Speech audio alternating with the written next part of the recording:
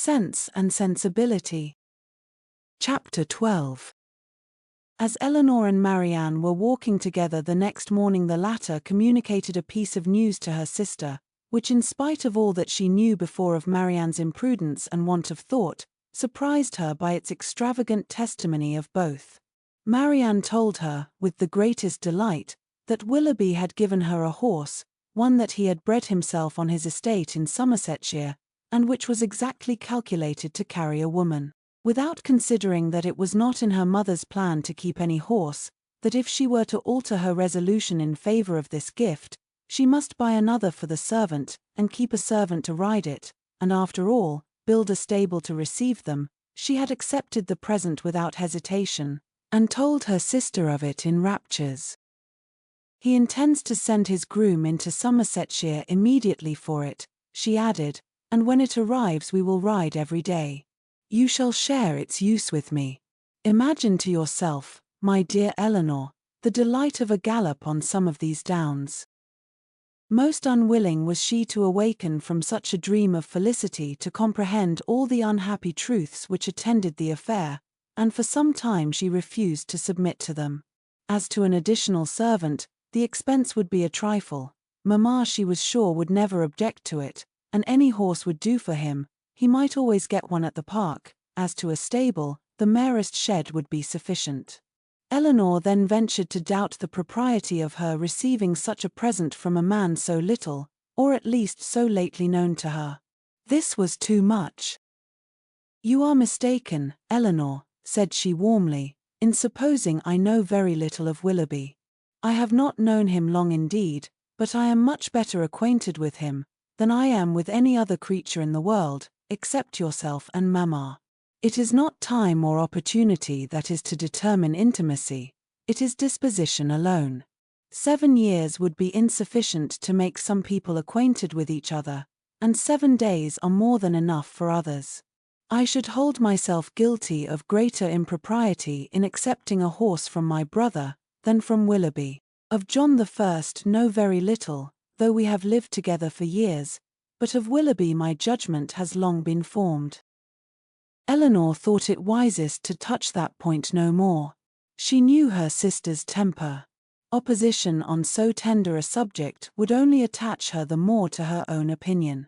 But by an appeal to her affection for her mother, by representing the inconveniences which that indulgent mother must draw on herself, if, as would probably be the case, she consented to this increase of establishment, Marianne was shortly subdued, and she promised not to tempt her mother to such imprudent kindness by mentioning the offer, and to tell Willoughby when she saw him next, that it must be declined.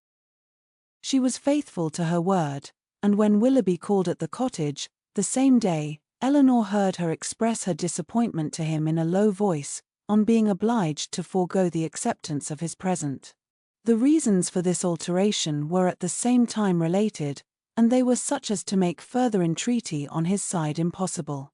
His concern, however, was very apparent, and after expressing it with earnestness, he added, in the same low voice, "But, Marianne, the horse is still yours, though you cannot use it now. I shall keep it only till you can claim it. When you leave Barton to form your own establishment in a more lasting home, Queen Mab shall receive you." This was all overheard by Miss Dashwood, and in the whole of the sentence, in his manner of pronouncing it, and in his addressing her sister by her Christian name alone, she instantly saw an intimacy so decided, a meaning so direct, as marked a perfect agreement between them. From that moment she doubted not of their being engaged to each other, and the belief of it created no other surprise than that she, or any of their friends, should be left by tempers so frank, to discover it by accident. Margaret related something to her the next day, which placed this matter in a still clearer light. Willoughby had spent the preceding evening with them, and Margaret, by being left some time in the parlour with only him and Marianne, had had opportunity for observations, which, with a most important face, she communicated to her eldest sister, when they were next by themselves. "Oh, Eleanor," she cried, "I have such a secret to tell you about Marianne. I am sure she will be married to Mr. Willoughby very soon." "You have said so," replied Eleanor, almost every day since they first met on Highchurch Down, and they had not known each other a week, I believe, before you were certain that Marianne wore his picture round her neck, but it turned out to be only the miniature of our great-uncle. But indeed this is quite another thing. I am sure they will be married very soon, for he has got a lock of her hair. Take care, Margaret. It may be only the hair of some great-uncle of his. But, indeed, Eleanor, it is Marianne's. I am almost sure it is, for I saw him cut it off. Last night after tea, when you and Mamma went out of the room, they were whispering and talking together as fast as could be, and he seemed to be begging something of her, and presently he took up her scissors and cut off a long lock of her hair, for it was all tumbled down her back, and he kissed it, and folded it up in a piece of white paper, and put it into his pocket-book. For such particulars, stated on such authority, Eleanor could not withhold her credit, nor was she disposed to it, for the circumstance was in perfect unison with what she had heard and seen herself. Margaret's sagacity was not always displayed in a way so satisfactory to her sister. When Mrs. Jennings attacked her one evening at the park, to give the name of the young man who was Eleanor's particular favourite, which had been long a matter of great curiosity to her, Margaret answered by looking at her sister, and saying, "I must not tell, may I, Eleanor?" This of course made everybody laugh, and Eleanor tried to laugh too.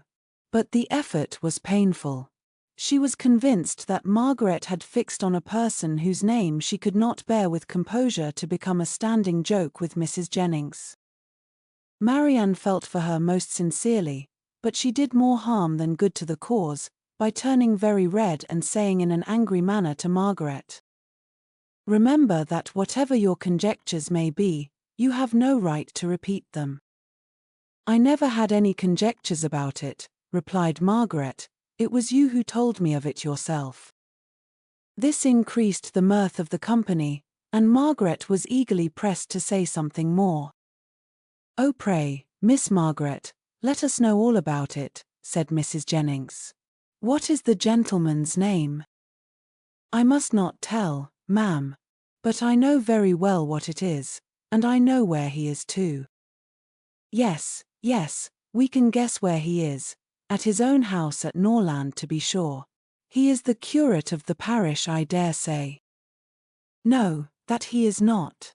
He is of no profession at all." "Margaret," said Marianne with great warmth, "you know that all this is an invention of your own, and that there is no such person in existence." "Well, then, he is lately dead, Marianne, for I am sure there was such a man once, and his name begins with an F." Most grateful did Eleanor feel to Lady Middleton for observing, at this moment, that it rained very hard, though she believed the interruption to proceed less from any attention to her, than from her ladyship's great dislike of all such inelegant subjects of raillery as delighted her husband and mother. The idea, however started by her, was immediately pursued by Colonel Brandon, who was on every occasion mindful of the feelings of others, and much was said on the subject of rain by both of them. Willoughby opened the pianoforte, and asked Marianne to sit down to it, and thus amidst the various endeavours of different people to quit the topic, it fell to the ground.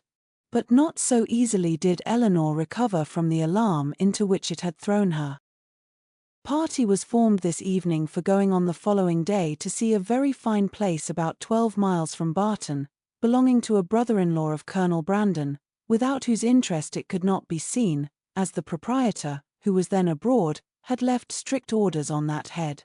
The grounds were declared to be highly beautiful, and Sir John, who was particularly warm in their praise, might be allowed to be a tolerable judge, for he had formed parties to visit them, at least, twice every summer for the last 10 years. They contained a noble piece of water, a sail on which was to form a great part of the morning's amusement, cold provisions were to be taken, open carriages only to be employed, and everything conducted in the usual style of a complete party of pleasure. To some few of the company it appeared rather a bold undertaking, considering the time of year, and that it had rained every day for the last fortnight, and Mrs. Dashwood, who had already a cold, was persuaded by Eleanor to stay at home.